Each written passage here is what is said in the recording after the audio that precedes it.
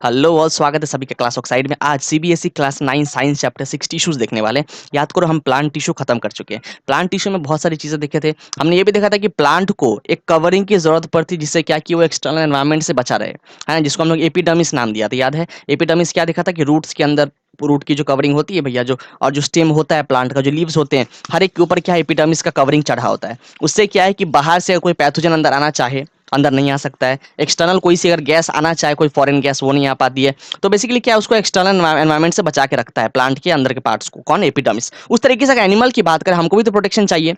अपने ऑर्गन्स की बात करें, जितने भी हमारा किडनी हो गया, हमारा लीवर है, स्टमक है ना, जो हमारे जितने भी ऑर्गन्स वगैरह है, जो जितने मसल्स हमारे हैं, उन सबको भी तो चाहिए प्रोटेक्शन। आप देखते हो कि कितना फटाफट से क्लाइमेटिक चेंज वगैरह होते रहता है। कभी बहुत ज़्यादा गर्मी, कभी बहुत ज़्यादा ठंडी हो गई, कभी बारिश हो गया, कभी कुछ हो गया। तो एक्सटर्नल फैक्टर से बचाने के लिए ऑर्गन्स ऑर्गन्स को, ठीक है ना, बाहर से अगर कोई पैथोजन अंदर अगर आना चाहे, कोई बैक्टीरिया हो, कोई वायरस हो, अगर अंदर आना चाहे, तो उन सबको आने से रोक के, इसके लिए क्या है कि हमारी ऑर्गन्स के ऊपर, है ना, हमारे स्किन के ऊपर कवरिंग चढ़ी हुई है। वो एक ऊपर सा क्या है, जिस तरीके से प्लांट में कवरिंग था एपिडर्मिस का, उस तरीके से एनिमल में भी कवरिंग है, जिसको हम लोग बोलते हैं एपिथेलियल टिश्यू। बिल्कुल इसी कवरिंग को बोलते हैं। ऑर्गन के ऊपर भी होता है। और आप देखोगे कि हमारे जो ट्रैक होते हैं, है ना, जिसमें बेसिकली क्या है, एलिमेंट्री कैनल की बात करें, एलिमेंट्री कैनल क्या होता है, माउथ से लेके एनस तक जो पाथवे होता है। बेसिकली खाना क्या है, पहले जब खाना खाते हो तो आपका फूड पाइप से जाएगा, फूड पाइप से होते हुए आपका स्टमक में जाएगा, स्टमक से फिर लार्ज इंटेस्टाइन, स्मॉल इंटेस्टाइन, इस तरीके से होते हुए एनस तक जाता है वो। तो उसकी जो भी वॉल्स होती है, स्टमक की वॉल्स की बात करें या फूड पाइप की वॉल की बात करें, है ना, आप देखोगे फिर नर्वस सिस्टम का जो बेसिकली हमारा जो वो होता है इंटेस्टाइन वगैरह की बात करें, उसकी जो वॉल्स होती है, उनके अंदर में भी एपिथेलियल टिश्यू होता है।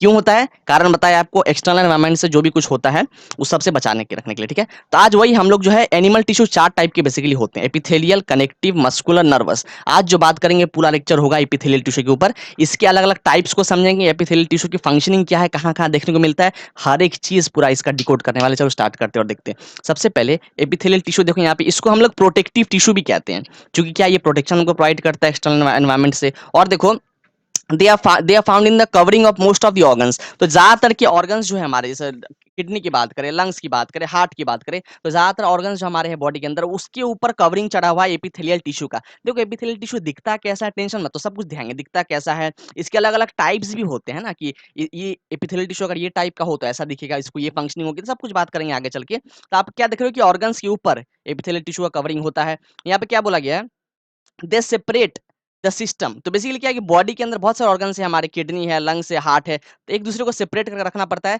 तो सेपरेट करने के लिए भी क्या है, हमारी एपिथेलियल टिश्यू बहुत बड़ा रोल प्ले करती है। क्या है, सारे के ऊपर कवरिंग चला के रखी है, किडनी के ऊपर भी कवरिंग है, हमारा हार्ट के ऊपर भी कवरिंग है, इस तरीके से ना।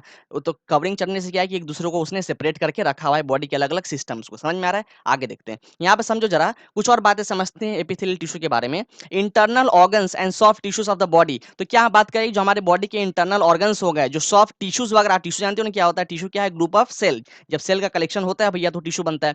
तो टिश्यू की बात करें, ऑर्गन्स की बात करें, हर एक को क्या है, एक्सटर्नल एनवायरनमेंट से, बाहर के एटमॉस्फेरिक क्लाइमेटिक कंडीशन से, फिर बाहर के किसी भी पैथोजेनिक अटैक से, हर एक चीज को प्रोटेक्शन चाहिए। जो कौन देता है? प्रोटेक्टिव टिश्यू, जिसको हम लोग एपिथेलियल टिश्यू भी कहते हैं। अब देखो यहाँ पे थोड़ा बात करते हैं एपिथेलियल टिश्यू कहाँ-कहाँ देखने को मिलता है। ऑल्दो मैंने ओवरऑल तो बता दिया है, फिर भी थोड़ा समझते हैं। हमको क्या है, स्किन के ऊपर एपिथेलियल टिश्यू देखने को मिलता है। देखो जैसे यहाँ पे स्किन का फोटो मैंने लगा रखा है। किसी भी बॉडी की, जैसे हाथ का स्किन की बात करें, है ना, आपका फेस का स्किन की बात करें, आपके बॉडी की, लेग्स की, पाम की, तो कहीं की भी स्किन की बात करें, तो स्किन के ऊपर आप देखोगे, स्किन के ऊपर क्या एपिथेलियल टिश्यू का कवरिंग चढ़ा होता है। एपिथेलियल टिश्यू बेसिकली क्या है, बॉक्सेस कैसे टाइप का बॉक्स के फॉर्म में होता है, आपको दिखाएंगे बेसिकली कैसा दिख रहा होता है। तो सारे क्या, स्किन के ऊपर आपका पूरा सा लेयर बिछा होता है, किसका, एपिथेलियल टिश्यू का। आगे देखते हैं और कहाँ-कहाँ देखने को मिलता है आपको एपिथेलियल टिश्यू। आपको देखने को मिलेगा लाइनिंग ऑफ माउथ। आप देखो यहाँ पे, ये बेसिकली माउथ का पिक्चर लगा रखा है हमने। तो ये देखो, ये जो ऊपर वाला फ्लोर है आपका, ऊपर वाला फ्लोर की बात करें, है ना, यहाँ पे ये वाला ऊपर वाला फ्लोर की बात करें, या नीचे वाले फ्लोर की बात करें, टंग का नीचे जो होता है, तो वहां भी आपको क्या एपिथेलियल टिश्यू देखने को मिलता है। और ये क्या है, लाइनिंग फॉर्म कर रहा है। देखो लाइनिंग में होना और कवरिंग में होना बहुत अंतर है। अगर मैं ऐसा बोलूं कि एपिथेलियल टिश्यू किसी ऑर्गन की कवरिंग है, मतलब उसके बाहर से, जैसे फॉर एग्जांपल यहाँ पे मैंने बताया, लेट से अगर मेरा इसोफेगस है, जैसे लेट इसोफेगस क्या होता है, फूड पाइप होता है भी जहाँ से खाना जाता है। तो अगर मैंने यहाँ पे लेट से इसोफेगस बनाया, तो इसोफेगस की अगर अंदर की बात करें, लेट से अगर अंदर का पोर्शन में अगर पेंट कर दिया गया, अगर अंदर का पोर्शन कलर कर दिया गया है, तो वो होता है उसका लाइनिंग। और अगर किसी ने बाहर से इसको पेंट कर दिया, बाहर से कोई चीज चढ़ा दिया है, तो ये होता है कवरिंग। तो बेसिकली हम यहाँ पे लाइनिंग की अभी बात कर रहे हैं कि हमारे जो हमारे जो बेसिकली माउथ का फ्लोर है ना, ऊपर की फ्लोर की बात करें, नीचे की बात करें, वहां के लाइनिंग में मतलब अंदर की तरफ आपको एपिथेलियल टिश्यू देखने को मिलता है। समझ में आ रहा है? माउथ की बात कर रहे हैं। और देखो जरा, और कहां कहां देखने को मिल सकता है आपको? The lining of blood vessels. हमारे जो ब्लड वेसल्स होते हैं भाई, जैसे आर्टरी हो गए, वेन्स हो गए, पता है ना आपको ब्लड वेसल्स क्या है? खून को कैरी करता है ना, बॉडी पार्ट से हार्ट हार्ट तक लेके जाएगा, हार्ट से आपको लंग्स तक लेके जाएगा और वापस उसको क्या है, बाहर निकाल देगा, है ना, उसमें से जो भी गैस को बाहर निकालने होंगे। तो आप क्या देख रहे हो कि बेसिकली आर्टरी और वेन क्या कर रहा है, ब्लड वेसल को कैरी कर रहा है। तो यहां से जब आपका ब्लड फ्लो करेगा, ये बेसिकली इंटरनल पार्ट है, यहां से फ्लो करना मतलब क्या? ये तो आपका बहुत लंबा होगा भैया। ये तो हमने छोटा सा पार्ट आपको दिखा रखा है ना, ब्लड वेसल का। ऐसे आपके आर्टरी वेन तो काफी लंबे लंबे होते हैं, पूरे आपके जो नर्व्स की बात करें काफी बड़े बड़े होते हैं, पूरा ऊपर से नीचे तक। तो यहाँ पे क्या है, बेसिकली अंदर से जब ब्लड फ्लो करता है तो काफी हाई प्रेशर के साथ फ्लो करता है। यहाँ देख रहे हो अंदर का पार्ट, ये जो इनर रीजन है ना, ये इनर रीजन, यहाँ पे आपको एपिथेलियल टिश्यू देखने को मिलता है। बिल्कुल जैसे लाइनिंग की बात कर रहे हैं, तो आपका आर्टरी और वेन जो हो गया, उसके लाइनिंग में अंदर की तरफ आपको कवर ऐसा जो है एपिथेलियल टिश्यू का देखने को मिलता है अरेंजमेंट। ठीक है, आगे देखते हैं और कहाँ देखने को मिलता है। लंग्स में, एल्वियोली में और किडनी वगैरह में भी आपको देखने को मिलता है। यहाँ पे देखो, जैसे अगर बात करें, ये हम मैंने बना रखा है हमारा ह्यूमन बॉडी का स्ट्रक्चर। यहाँ पे देखो, आपको पता है कि लंग्स वगैरह इसकी बात करें है ना, फेफड़े की बात करते हैं, लंग्स का जो आपका इनर वॉल होता है, लाइनिंग की बात करें तो लंग्स का अंदर की तरफ अगर मान लो मेरा एपिथेलियल टिश्यू बना रखा है तो लाइनिंग होगा, तो अंदर की तरफ भी आपको एपिथेलियल टिश्यू देखने को मिलता है। और आपने क्या देखा, एल्वियोली देखा। एल्वियोली क्या होता है? बेसिकली आपको पता है कि ये हमारा क्या है, अगर बात करें हमारे यहाँ पे है ना, ये गले की तरफ से हमारा क्या है, फूड पाइप और विंड पाइप पास करता है। तो अभी हम बेसिकली क्या है, विंड पाइप की बात कर रहे हैं। तो ये हमारा क्या है, विंड पाइप है ना, यहाँ पे विंड पाइप है। और इसको बेसिकली क्या बोलते हैं, विंड पाइप को हम लोग जो है ट्रैकिया भी बोलते हैं भैया। और ट्रैकिया के बाद यहाँ पे क्या है, आपको जो है ये ट्रैकिया के बाद इसको क्या है, ट्रैकिया हो गया, फिर यहाँ पे ब्रोंकाई, ब्रोंकियोल्स आपको देखने को मिलता है ना। और फाइनली यहाँ पे क्या ऐसे डिविजन होता है, यहाँ आपको आपको ब्रोंकाई देखने को मिलेगा, फिर आपको ब्रोंकियोल्स देखने को मिलेगा, और उसके एंड में यहाँ पे ऐसा सर्कुलर सा आपको जो है बैग लाइक स्ट्रक्चर, जिसको हम लोग क्या बोलते हैं, एल्वियोली बोलते हैं, है ना। एल्वियोली क्या है, बेसिकली एल्वियोली वही जगह है जहाँ पर गैसियस एक्सचेंज होता है ना। अगर आपको जो है कार्बन डाइऑक्साइड को एक्सचेंज करना है ऑक्सीजन से, ऐसे करके एक्सचेंज होता है गैसियस एक्सचेंज खून के अंदर, तो वो कहाँ पे होता है, एल्वियोली के अंदर ही हो रहा होता है।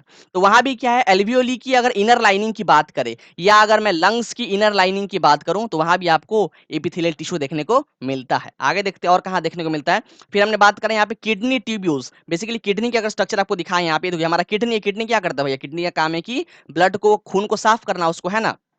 तो यहाँ पर देखो, ये बेसिकली क्या, अगर स्ट्रक्चर की बात करें ऐसा ऐसा, इसको क्या बोलते हैं हम लोग, मेड्यूलर पिरामिड बोलते हैं। अगर आपको पता होगा, स्ट्रक्चर को बोलते हैं मेड्यूलर पिरामिड। तो इसको मैंने क्या करा, बेसिकली जूम आउट करके दिखा दिया। इसको मैंने यहाँ पे ऐसा जूम आउट करके दिखाया, तो आपको ऐसा दिख रहा है। यहाँ पे ये ट्यूब्स देख रहे हो, ऐसा ऐसा यहाँ पे आपको ट्यूब्स ये दिख रहा है, ये दिख रहा है। इसको बेसिकली हम क्या बोलते हैं, नेफ्रॉन्स बोलते हैं।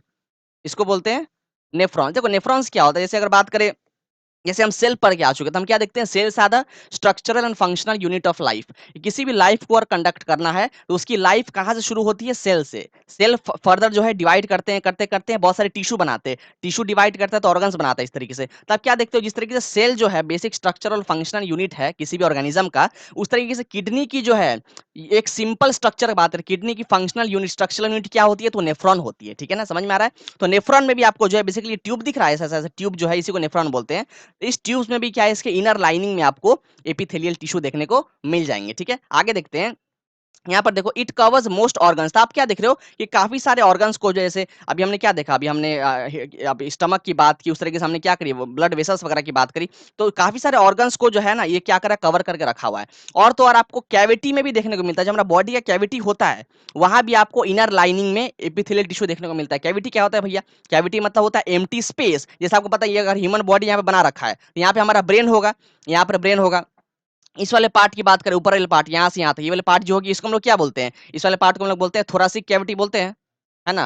आपको पता होगा थोरासिक कैविटी, इस वाले पार्ट को बोलते हैं। जो बीच वाला पार्ट होता है, यहाँ वाला बीच वाला पार्ट को क्या बोलते हैं, इसको हम लोग एब्डोमिनल कैविटी बोलते हैं, है ना, एब्डोमिनल कैविटी बोलते हैं। और जो नीचे वाला पार्ट होता है, ये वाला इधर, इसको क्या बोलते हैं, इसको हम लोग बोलते हैं पेल्विक रीजन, है ना। इस वाले को पेल्विक रीजन बोलते हैं, या इसको अब ये बोल दो पेल्विक कैविटी। यहाँ जो पार्ट होता है, यहाँ पे हमारा ब्रेन होता है, यहाँ पे हमारा ब्रेन होता है। यहाँ से क्या है, बेसिकली स्पाइनल कॉर्ड निकलती है। तो ये जो कैविटी है ऊपर वाला, ब्रेन जो हमारा ब्रेन वाला कैविटी है, ये जो रीजन है अंदर का, इसको क्या बोलते हैं, इसको क्रेनियल कैविटी बोलते हैं।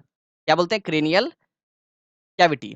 तो कैविटी समझ रहे हो, कैविटी मतलब एम्प्टी स्पेस, कि आपके क्या है यहाँ पे खोपड़ी में से अगर ब्रेन को हटा दिया जाए तो उसका जो बेसिकली क्या पूरा पूरा खाली हो जाएगा भैया, एम्प्टी स्पेस बन जाएगा और उसकी जो कवरिंग होगी बाहर में ऐसा ऐसा। यहाँ पे देखो जो इसकी वॉल्स में इनर लाइनिंग की बात करें ऐसा देख रहे हो, यहाँ पे इनर लाइनिंग्स में आपको एपिथेलियल टिश्यू देखने को मिलेंगे।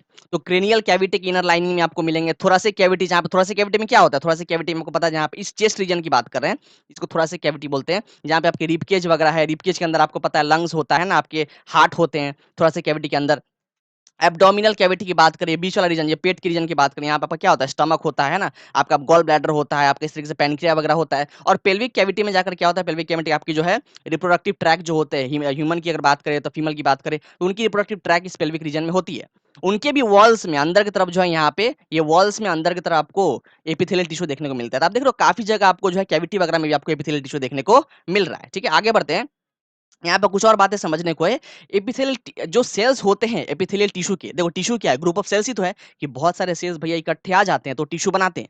तो एपिथेलियल टिश्यू की बात करें, उनके सेल्स काफी टाइटली पैक्ड होते हैं, उनके बीच में बिल्कुल भी स्पेस नहीं होता। अगर आपको मैं यहाँ पे स्ट्रक्चर दिखाऊं, ये देखो, ये हमारा क्या है, बेसिकली एक एपिथेलियल टिश्यू है। ये देख रहे हो, ये क्या है, सेल्स है। ये बहुत सारी, ये एक सेल हो गया, उस तरीके से ये एक सेल है। अगर मैं कलर चेंज कर दूं तो ये पूरा पूरा एक सेल है, ये पूरा पूरा एक सेल है। तो बहुत सारे सेल इकट्ठे मिलकर क्या बना है, एपिथेलियल टिश्यू। और आप देखो इनके बीच में बिल्कुल भी स्पेस नहीं है, सारे क्या एक दूसरे से चिपके रखे हैं, इनके बीच में थोड़ा भी स्पेस आपको देखने को नहीं मिल रहा है। ठीक है, और देखो जरा यहाँ पे क्या बात की गई है।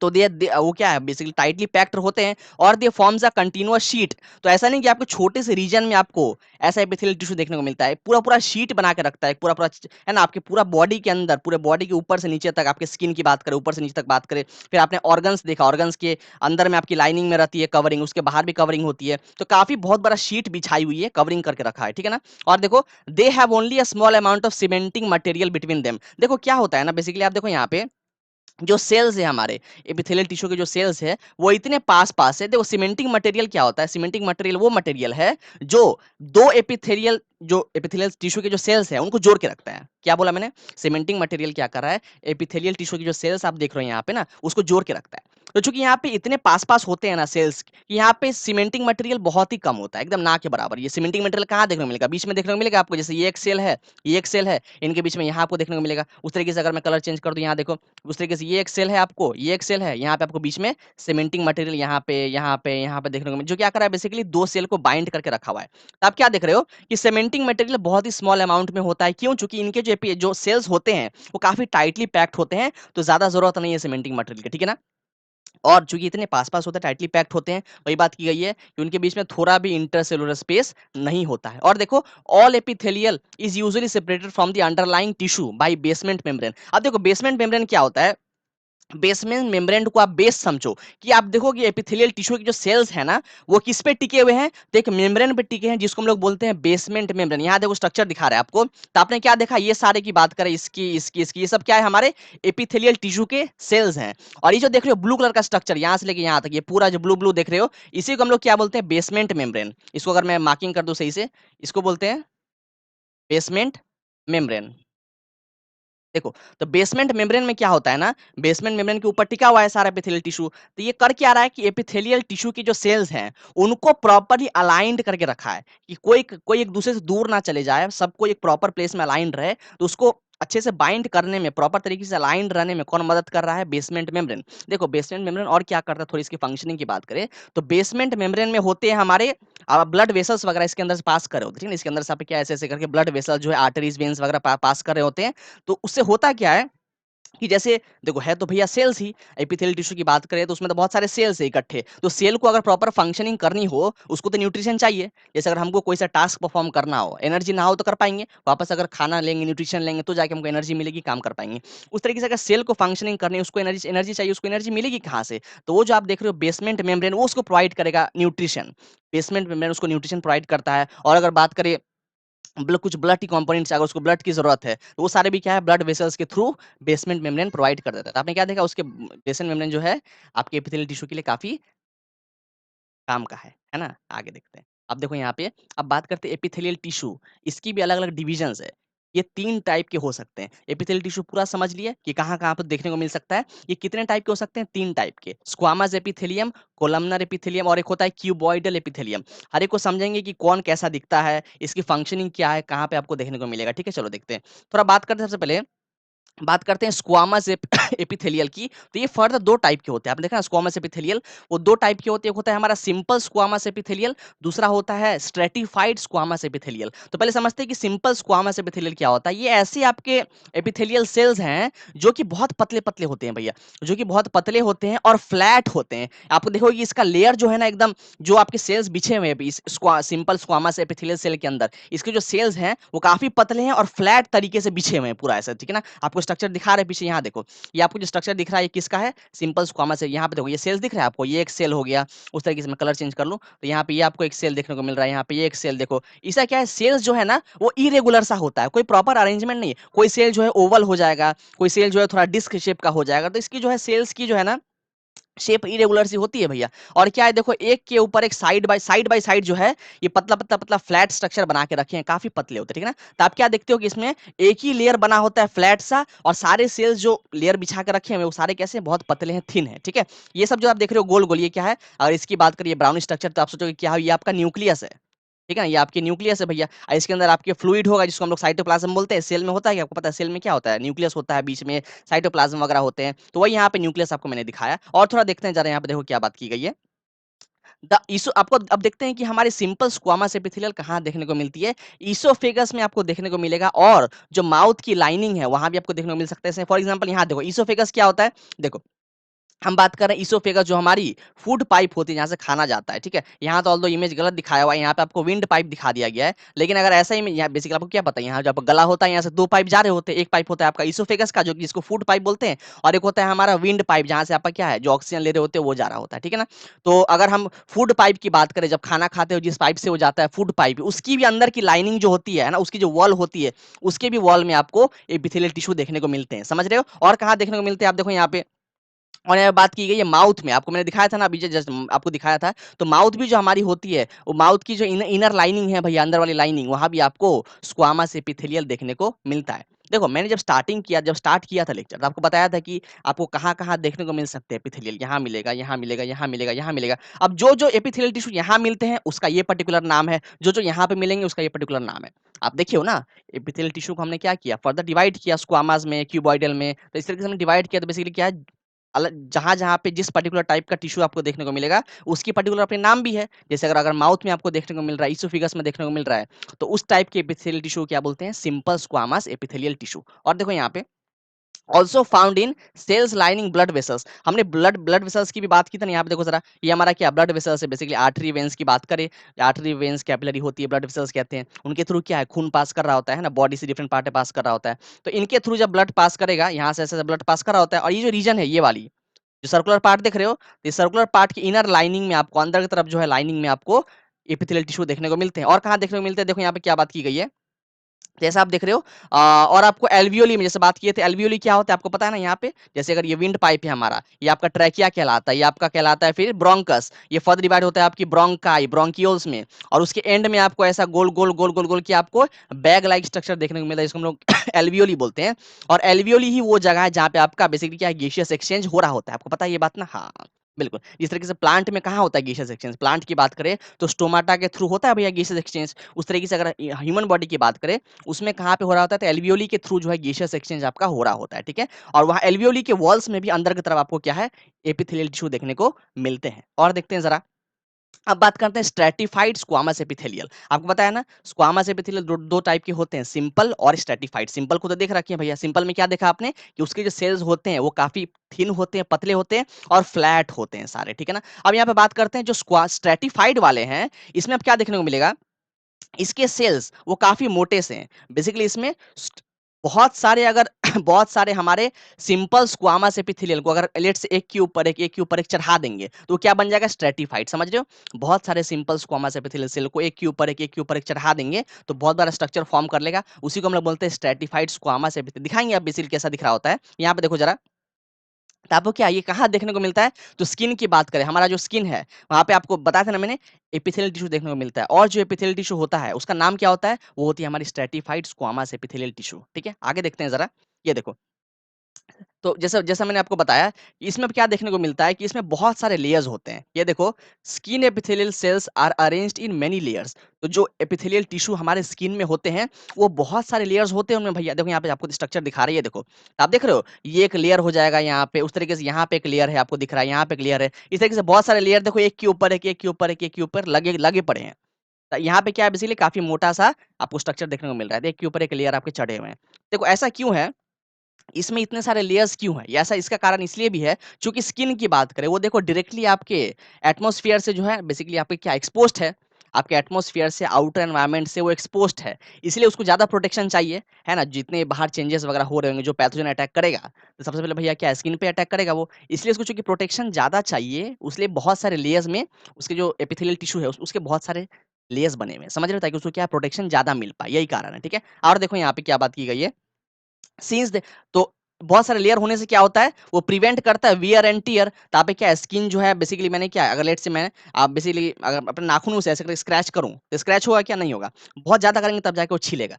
तो कहने का मतलब, अगर आपको वहां की स्किन को आपको हटानी हो, अगर उसको टियर करना हो, वहां से फाड़ना हो, तो क्या करना पड़ेगा, बहुत दम लगाना पड़ेगा, आसानी से तो नहीं होगा। क्यों नहीं हो रहा है, क्योंकि उसमें आपके स्ट्रेटिफाइड स्क्वामस एपिथेलियल है, जो कि उसको काफी टाइटली बाइंड करके रखेंगे। देख रहे हो ना, एक के ऊपर एक, एक के ऊपर एक लेयर चढ़ा हुआ है, और वो जो लेयर एक के ऊपर एक है, वो काफी स्ट्रांगली एक दूसरे से बाइंडेड है भैया, उसको आसानी से जो आप अलग नहीं कर सकते हो, ठीक है? तो इसलिए क्या करता है, वियर टियर से बचा के रखता है। और देखो, since they are arranged in a pattern of layers, तो बेसिकली इसका नाम ऐसा पड़ा क्यों, स्ट्रेटिफाइड स्क्वामा एपिथेलियल का नाम ये ऐसा इसलिए पड़ा, क्योंकि इसमें क्या है, आपको बहुत सारे लेयर्स देखने को मिलते हैं, जो कि एक के ऊपर एक अरेंज्ड रहते हैं। इसलिए हम लोग इसको बोलते हैं स्ट्रेटिफाइड स्क्वामास एपिथेलियल टिश्यू, ठीक है? आगे बढ़ते हैं, अब देखते हैं जो हमारा दूसरा टाइप आपने देखा था एपिथेलियल टिश्यू का, वो कौन सा था, कॉलमनर एपिथेलियल टिश्यू। देखो as the name suggest, columnar, नाम से क्या लग रहा है, कॉलम, कॉलम है ना, कॉलम मतलब कि पिलर की तरह। इसमें जब आप देखोगे, इसके जो सेल्स होते हैं, एपिथेलियल टिश्यू के सेल जो होते हैं कॉलमनर वाले, वो आपके पिलर शेप के होंगे भैया। आपको दिखाते हैं, यहाँ पे देखो ये स्ट्रक्चर देख रहे हो, तो देखो आपको पिलर की तरह जो है, देखो ये एक सेल आपका हो गया,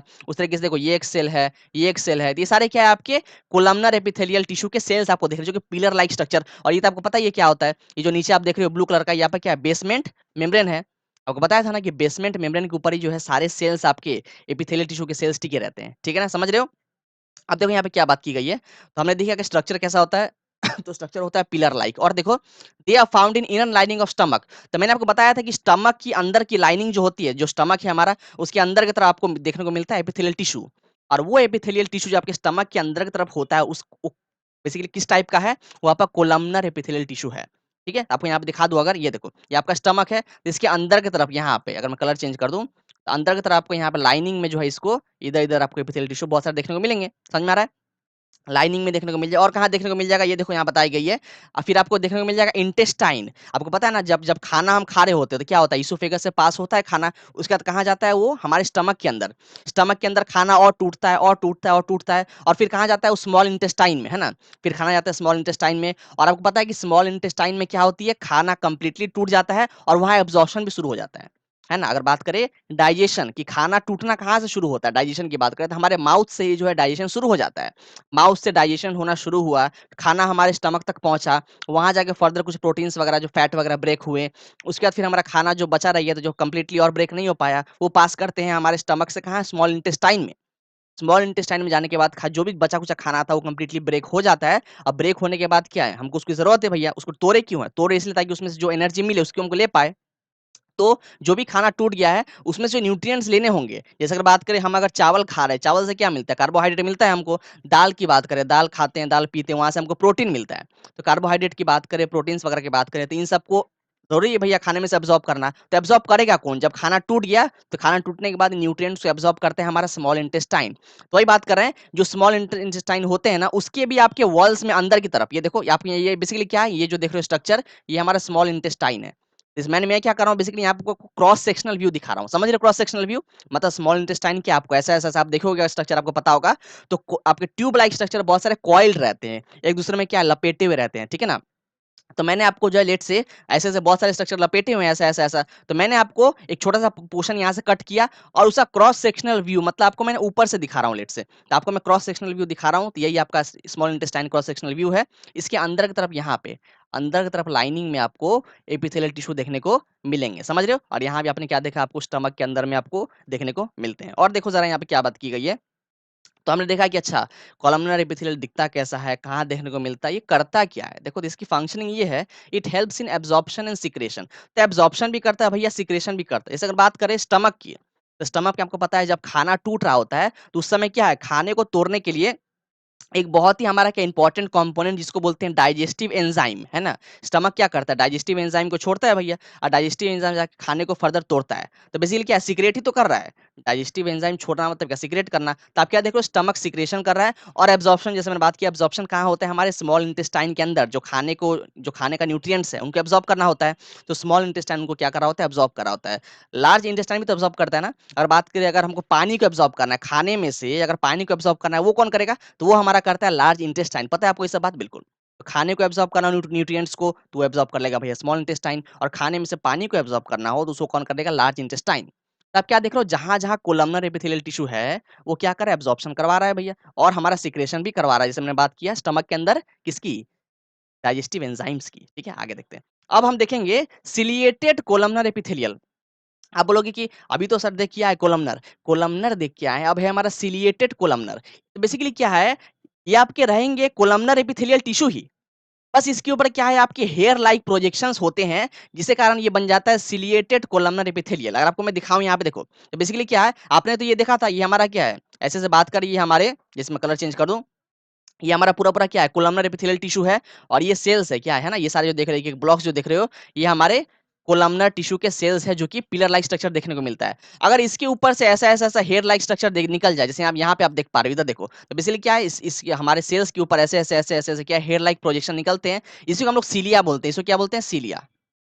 सीलिया, ये सीलिया करता है क्या, अभी देखेंगे। तो आपने बस समझ लिया कि अगर हमारा कोलमनर एपिथेलियल टिश्यू के ऊपर अगर हेयर लाइक प्रोजेक्शन निकल जाए, तो कैसा बन जाता है, सिलिएटेड कोलमनर एपिथेलियल टिश्यू। ठीक है, आगे देखो जरा यहाँ पे, अब क्या बात की गई है, they are found in respiratory tract. तो ये कहाँ देखने को मिलता है, रेस्पिरेटरी ट्रैक। देखो रेस्पिरेटरी ट्रैक क्या होता है भैया, हम जब क्या है, जब ऑक्सीजन को लेते हैं अंदर, और जब कार्बन डाइऑक्साइड छोड़ते हैं, तो ऑक्सीजन का अंदर आना, कार्बन डाइऑक्साइड का बाहर जाना, वो किसी तो रास्ते से आ रहा होगा ना, किसी पर्टिकुलर रास्ते से आ रहा होगा, किसी पर्टिकुलर रास्ते से जा रहा होगा। तो वो जो पाथवे होता है, जहां से ये गैस अंदर बाहर कर रहे होते हैं, उसी रास्ते को क्या बोलते हैं, रेस्पिरेटरी ट्रैक। जैसे यहाँ पे आप देखो, इमेज लगा रखा है मैंने, तो ये जो आप देख रहे हो, ये हमारा क्या है, नोज है। ये आपका यहाँ पे ये नोज है। फर्दर अंदर बढ़ोगे तो ये आपका ये जो पाइप देख रहे हो, इसे क्या बोलते हैं, विंड पाइप बोलते हैं। इसी को बोलते हैं विंड पाइप। तो विंड पाइप के थ्रू ही क्या आपका ऑक्सीजन अंदर जा रहा होता है, और यहाँ अंदर से बाहर आपका कार्बन डाइऑक्साइड निकल रहा होता है। ठीक है, तो आप क्या देख रहे हो, तो जैसे यहाँ पे बताया गया, they are found in respiratory track.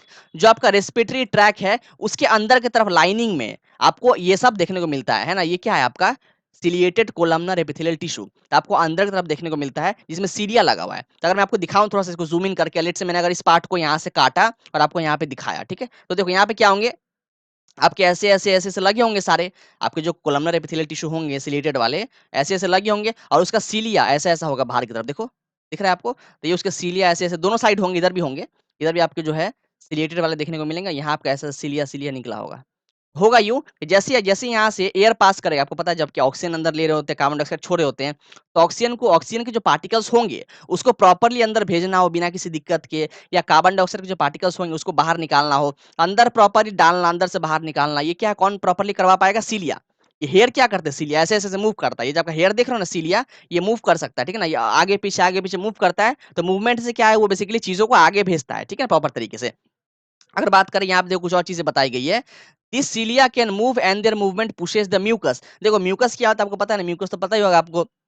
जब हमको जुकाम होता है, तो जो वो जो स्टिकी सब्सटेंस आ रहा होता है नाकों से, है ना, उसी को म्यूकस बोलते हैं। तो म्यूकस क्या है हमारे, एक तो आप देख रहे हो कि बाहर आ रहा है, आपके बॉडी के अंदर भी जितने भी आपके जो आपके एलिमेंट्री कैनल है, अगर बात करें रेस्पिरेटरी ट्रैक की बात करें, फिर आपकी स्टमक की बात करें, स्टमक की इनर लाइनिंग की बात करें, अगर हम स्मॉल इंटेस्टाइन की इनर लाइनिंग की बात करें, फिर एनस की इनर लाइनिंग की बात करें, तो हर जगह अंदर की तरफ आपको जो है म्यूकस देखने को मिलता है। ये म्यूकस देखो होता क्या है, म्यूकस का काम है कि खाना को गीला करना, ठीक है ना।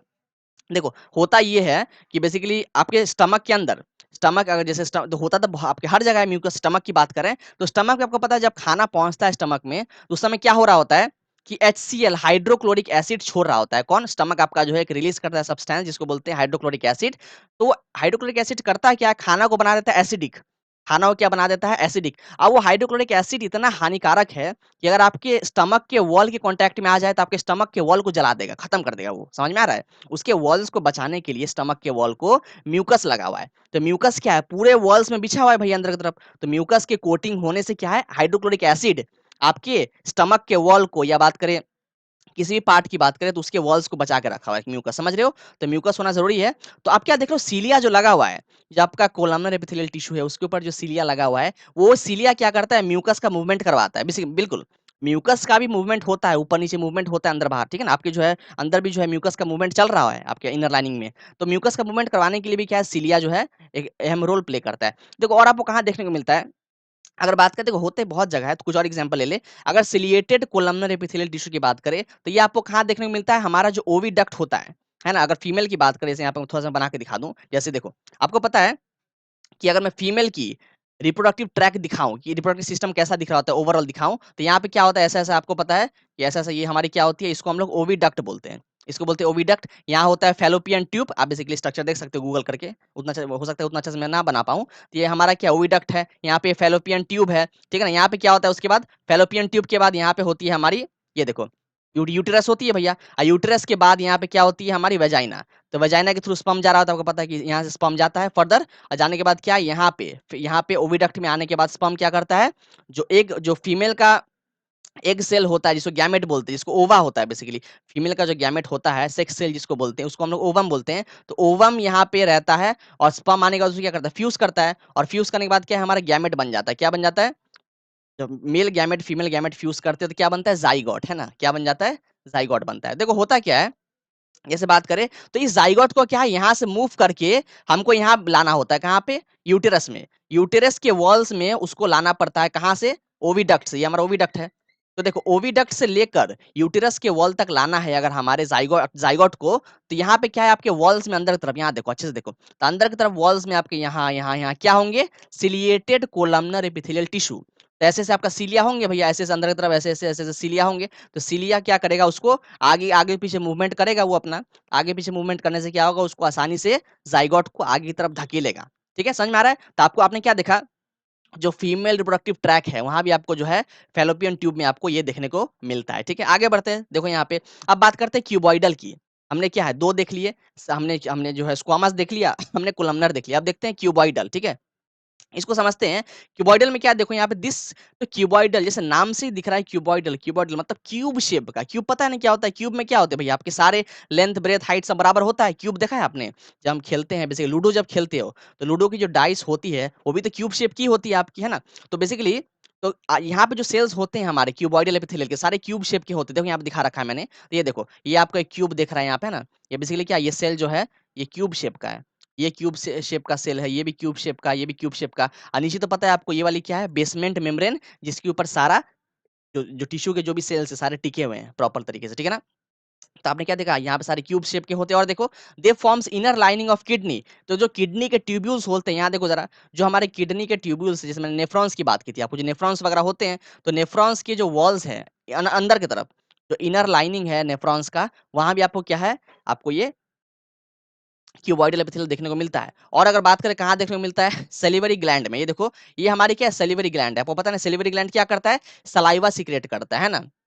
इसे अगर बात करें, ये होता कहाँ है सेलिवरी ग्लैंड, हमारे माउथ के अंदर, हमारे माउथ के क्या है दोनों साइड में इस तरफ क्या है, सेलिवरी ग्लैंड होते हैं, वो सलाइवा बनाता है भैया, ठीक है ना। और सब देखो ये आप देख रहे हो यहाँ पे ऐसे स्ट्रक्चर, देखो ऐसा ऐसा ऐसा देख रहे हो, अगर मैं कलर चेंज कर दूं यहाँ पे, ये जो आप देख रहे हो ये क्यूब शेप स्ट्रक्चर है बिल्कुल, ये जो ऐसा ऐसा अरेंजमेंट देख रहे हो ना आप, यही आपकी क्या है, ये देखो ये देखो, ये आपकी क्यूबॉइडल एपिथेलियल है। ये देखो यहाँ पे देख रहे हो, यहीं पे आपको क्यूबॉइडल एपिथेलियल उसके वॉल में उसके ट्रैक में देखने को मिलता है, कहाँ पे, सैलिवरी ग्लैंड के। ठीक है, और यहाँ भी आपने देखा, यहाँ पे भी क्या इनर लाइनिंग में आपको इसके जो आपके जो किडनी के जो ट्यूब्स होते हैं जिनको हम लोग नेफ्रॉन बोलते हैं, वहां भी आपको जो है इनर लाइनिंग में क्यूबॉइडल एपिथेलियल देखने को मिलता है। ठीक है, आगे देखते हैं।